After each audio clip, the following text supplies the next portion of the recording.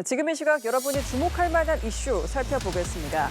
국민의힘 이철규 의원의 아들이 합성 대마를 투약한 혐의로 구속 기소됐는데요. 조사 결과 이 씨는 지난해 10월부터 올해 2월까지 지인들과 공모해 마약류 매매를 최소 9차례 시도한 것으로 파악됐습니다. 1심 법원은 전부 유죄로 인정하고 2년 6개월의 실형을 선고했는데요. 재판부는 이 씨가 범행의 실질적 주범이라고 판단했습니다. 김예린 기자입니다. 국민의힘 이철규 의원의 아들 이모 씨는 지난 2월 마약류관리법 위반 혐의로 경찰에 붙잡혔습니다. 지난해 10월 이른바 던지기 수법으로 주택가 화단에 묻혀있던 액상대마를 찾으려다 미수에 그친 범행이 적발된 겁니다.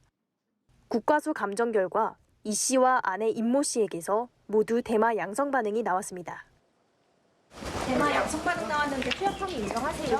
아내분 공범으로 조사받는 중인데 어떤 입장이세요? 조사 결과 이 씨는 지난해 10월부터 올해 2월까지 지인들과 공모해 마약류 매매를 최소 9차례 시도한 것으로 파악됐습니다. 합성 대마를 2차례 구매해 3번 사용했고 부부가 함께 주거지에서 합성 대마를 번갈아 흡입한 혐의도 적용됐습니다. 1심 법원은 공소 사실을 전부 유죄로 인정하고 이 씨에게 징역 2년 6개월을 선고했습니다. 40시간의 약물 중독 재활교육 프로그램 이수와 추징금 512만 원도 명했습니다. 재판부는 이 씨가 다른 피고인들을 범행에 가담하게 한 실질적 주범이라고 판단했습니다. 또 공동 생활 공간인 아파트 엘리베이터 앞에서 대마를 흡연하는 등 비난 가능성이 높고 범행도 여러 차례 반복됐다고 지적했습니다. 아내 임 씨에게는 징역 2년 6개월에 집행유예 3년을 선고했습니다. 대마 흡연으로 2회 기소유예 처분을 받은 전력이 있지만 범행 가담 정도가 경미한 점을 참작했다고 설명했습니다. 함께 재판에 넘겨진 이 씨의 지인 2명에게는 각각 징역 3년과 징역 3년의 집행유예 5년이 선고됐습니다. 연합뉴스TV 김예린입니다. 18명의 사상자를 낸 서울 마포 아파트 화재 현장에 대한 합동 현장 감식이 진행됐습니다. 감식에는 마포소방서 재난조사팀과 서울경찰청 화재감식팀, 한국전기안전공사 등 5개 유관기관에서 15명이 참여했는데요. 전동 스쿠터 배터리가 폭발했다는 증언이 나온 가운데 당국은 수거한 증거품 등을 토대로 정확한 화재 원인을 규명할 계획입니다. 박준혁 기자입니다. 노란 경찰 통제선 뒤 계단과 복도 벽면이 새까맣게 그을렸습니다. 완전히 타버린 신발과 검게 변한 바닥 등 집안 곳곳에서 긴박했던 화재 흔적이 보입니다. 서울 마포구 창전동 아파트 화재의 원인을 규명하기 위해 경찰과 소방, 한국전기안전공사 등이 합동 감식을 진행했습니다. 5개 기관에서 15명이 참여해 4시간에 걸쳐 감식 작업을 벌였습니다. 감식팀은 이번 감식을 통해 연소 패턴 등을 조사하고 화재의 원인을 밝힐 증거품 등을 수거했다고 밝혔습니다. 오늘 본 부분은 연소 패턴이나 소지 범위, 발악 지점과 관련된 그걸 저희가 봤고요. 유족은 숨진 아들의 방에서 전동 스쿠터 배터리를 충전하던 중 폭발이 발생했다고 진술한 것으로 알려졌는데 불이 시작된 집에서 스쿠터 배터리로 추정되는 배터리 팩이 불에 탄 상태로 발견됐습니다. 전동 스쿠터에 들어가는 배터리 팩이라고 추정은 됩니다. 2차 전지인 거는 추정은 돼요. 감식팀은 해당 배터리가 실제 화재 원인인지 여부는 조사가 더 필요하다고 밝혔습니다. 다만 증거품 감정 등에 상당한 시간이 소요될 것으로 내다봤습니다. 한편 감식 등 사고 수습을 위해 불이 난 동에서 거주하던 주민들은 현재 구청에서 마련한 인근 숙소로 간단한 짐을 챙겨 이동했습니다. 좀 일주일 걸릴 거라 그래서 나머지 좀 약간 좀 급한 거는 좀 챙겨요. 당국은 현장에서 발견된 배터리 팩과 오늘 감식 결과를 종합적으로 분석해 정확한 화재 원인을 규명할 계획입니다. 연합뉴스TV 박준혁입니다. 큰 불로 가동이 멈춘 금호타이어 광주 공장의 화재 원인을 밝히기 위한 현장 감식이 시작됐습니다. 화재 직후에 건물 붕괴 우려로 현장 감식을 하지 못했는데요. 최근 건물 철거가 시작되면서 위험 부분을 제거하고 안전 보강 조치를 해 석 달 만에 화재 감식에 돌입한 겁니다. 해체 공사도 석 달 동안 진행되는데 주민들은 소음과 먼지 등 추가 피해를 호소하고 있습니다. 김경인 기자입니다. 경찰과 소방, 국과수 감식팀이 새까맣게 탄 금호타이어 광주 공장 안으로 들어갑니다. 붕괴 위험 탓에 화재 발생 석 달 만에 진행된 현장 감식은 이 공장 정년동 위주로 진행됐습니다. 불은 산업용 전기 오븐에서 시작된 것으로 추정되고 있습니다. 저희들은 그 오븐이 가장 핵심적인 부분이기 때문에 오븐을 발굴해서 좀 정밀하게 좀 볼 생각입니다. 정년동을 해체하는 작업도 지난주부터 진행되고 있습니다. 축구장 6개 면적의 건물을 해체하는 데는 석 달 안팎이 걸릴 것으로 예상됩니다. 폐기물만 덤프트럭 4,000대 분량에 달할 것으로 추정되고 있습니다. 주민들은 또다시 소음과 비산먼지에 시달리고 있습니다. 아주 불편하지. 행원대로 문을 못 열어라. 먼지도 날라오죠. 어저께 내가 베란다 앞에 싹 닦았거든. 그 시름 날라올게. 7천 건이 넘는 주민 피해에 대한 보상 작업은 아직 진행 중입니다. 주민들은 보상 금액 산정 방식과 기준에 대해 불만을 토로하고 있습니다. 보상 기준을 여기다 어떻게 해서 산정을 했는지 그 자료를 안 주니까 우리는 보상을 어떻게 해서 얼마를 줬는지 알 수도 없고.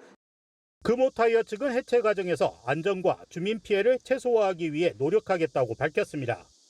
한편 금호타이어 측은 광주 1공장을 올해 안에 재가동하고 오는 2027년까지 전남 한평에 새 공장을 건립할 계획입니다. 연합뉴스TV 김경인입니다. 올해 상반기 시중은행 직원 평균 급여가 사상 최대치를 기록했습니다. 삼성전자와 현대차 등 국내 대표 대기업도 앞지른 건데요. 은행권이 연봉 킹으로 떠오른 배경은 사상 최대 실적입니다. 상반기 4대 금융지주 순이익은 10조 3천억 원으로 처음으로 10조 원을 돌파했는데요. 사상 최대 실적 덕분인 만큼 금융권을 향한 정부의 상생 압박이 한층 더 거세질 걸로 보입니다. 김수빈 기자입니다. 올해 상반기 4대 시중은행 직원 1인당 평균 급여는 6,350만 원. 이는 반기 기준 역대 최대치입니다. 은행별로는 하나은행이 6,800만 원으로 가장 많았고 나머지 3개 은행은 약 6,200만 원을 기록했습니다. 삼성전자와 현대차 등 주요 대기업보다 높은 수준입니다. 이 추세가 이어지면 올해 은행원 평균 연봉은 1억 2천만 원을 웃돌 것으로 전망됩니다. 4대 금융지주 직원들의 상반기 평균 급여는 반기 기준 처음 1억 원을 넘겼습니다. KB금융이 1억 1,200만 원으로 가장 많았고 우리금융과 하나신한금융이 뒤를 이었습니다. 이처럼 은행권이 연봉 킹으로 떠오른 배경은 사상 최대 실적입니다. 상반기 4대 금융지주 순이익은 10조 3천억 원으로 처음으로 10조 원을 돌파했습니다. 예금 금리는 낮추고 대출 금리는 높이며 이자 이익을 지켜냈는데 비이자 부문도 함께 개선됐습니다.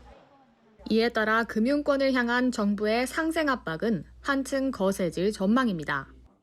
금융기관들도 손쉬운 주택담보대출 같은 이자 수익에 매달릴 게 아니라 투자 확대에도 신경을 써주시기 바랍니다. 정부는 장기 연체채권 채무조정 프로그램인 배드뱅크 재원 분담과 첨단산업 펀드 출자 등 금융권의 역할 확대를 요구하고 있습니다. 다만 하반기에는 대출 규제와 교육세 인상 등 추가 부담이 겹치면서 지금 같은 실적 행진이 이어지긴 어렵다는 관측도 나옵니다. 연합뉴스TV 김수빈입니다. 우리 시간으로 내일 새벽 트럼프 미국 대통령과 젤렌스키 우크라이나 대통령, 유럽 정상들이 미러 정상회담 후속 협의에 나섭니다. 이번 회담엔 유럽 정상들이 대거 출동해 영국과 프랑스, 독일, 이탈리아 정상의 EU 집행위원장, 나토 사무총장과 핀란드 대통령까지 참석할 예정인데요. 3년 넘게 이어져 온 전쟁의 중대 분수령이 될지 주목됩니다. 김지수 기자입니다. 미국 백악관에서 트럼프 대통령과 젤렌스키 우크라이나 대통령, 유럽 주요국 정상들이 곧 만납니다. 회담을 앞두고 주도권을 뺏기지 않기 위한 신경전도 이어지고 있습니다. 트럼프 대통령은 우크라이나는 러시아와 전쟁을 거의 즉시 끝낼 수 있다면서 전쟁 지속 여부가 젤렌스키 대통령에게 달렸다고 압박했습니다. 동시에 크림반도는 돌려받을 수 없고 우크라이나의 나토 가입은 불가하다고 해 사실상 협상의 레드라인을 미리 설정했습니다. 젤렌스키 대통령도 곧바로 대응에 나서 신속하고 신뢰할 만한 방식으로 전쟁을 끝내고 싶다는 강한 열망을 공유한다며 평화는 지속 가능해야 한다고 강조했습니다. 영토 문제와 안전 보장과 관련된 기준도 함께 제시했는데 트럼프 대통령의 중재 노력에 대한 감사는 잊지 않았습니다. 이번 회담에서 트럼프 대통령은 앞선 미러 알래스카 정상회담 협상안을 설명하고 돈바스 지역 양도를 포함한 러시아 측 요구 중 일부를 수용하도록 요구할 것으로 보입니다.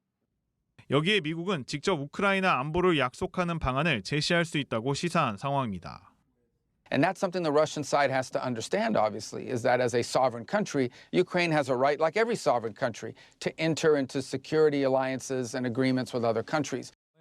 우크라이나는 안보 보장 과정은 유럽의 참여를 통해 수립돼야 한다는 주장과 함께 휴전부터 이루어져야 한다는 입장을 고수하고 있습니다.